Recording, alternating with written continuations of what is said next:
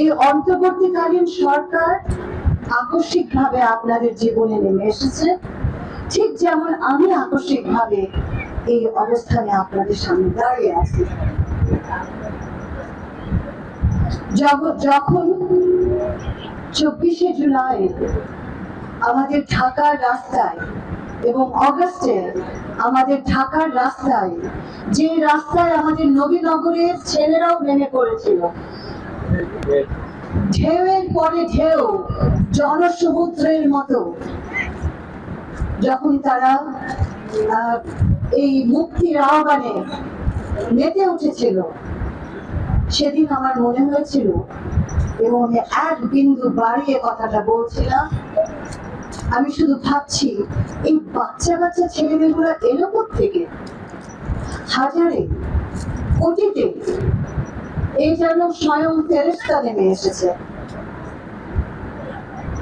এত বড় একটা ঢেউ, এই ঢেউটা আমাদেরকে কোথায় নিয়ে যাবে? একটা জিনিস বুঝেছি, সময় পাল্টে গেছে।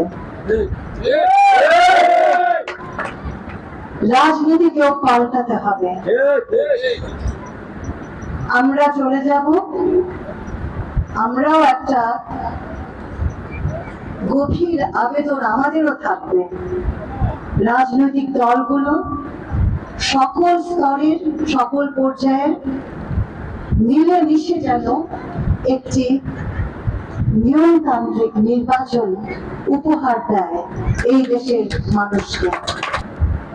আমাদের যাত্রা কিন্তু সহজ হয়নি, আমাদের কাজটা কিন্তু কঠিন। একটা রাষ্ট্র আমরা পেয়েছি যেখানে কোনো টাকা ছিল না, কোনো নিয়ম নেই, কোনো সিস্টেম নেই। ভেতর থেকে আমরা দেখতে পেয়েছি যে দুর্নীতি এমন পর্যায়ে, এতগুলো স্তর বিশিষ্ট, আমাদের পক্ষে অল্প সময় সবটুকু উৎপাদন করা কঠিন। আমরা দেখেছি মানুষ যেমন ভালোবেসে প্রফেসর মোহাম্মদ ইউনূসকে নিয়ে এসেছেন, আবার এটাও তো দেখতে পাচ্ছি যে মানুষ ধৈর্যহীন হয়ে যাচ্ছে। এক বছরে যদি আমরা ধৈর্যহীন হয়ে যাই, তাহলে 15, 16, 17, 18 বছরের দুর্নীতি, অন্যায় কি করে শুধরাবে? আপনার আগামী দিনগুলো আমাদের জন্য চ্যালেঞ্জিং। আমরা নির্বাচনমুখী হতে যাচ্ছি, আর সকলের কাছে আমার অনুরোধ থাকবে, এই নির্বাচনকে কেন্দ্র করে যেন কোনো সহিংসতা না হয়। সহিংসতা হলেই নির্বাচন নষ্ট হবে।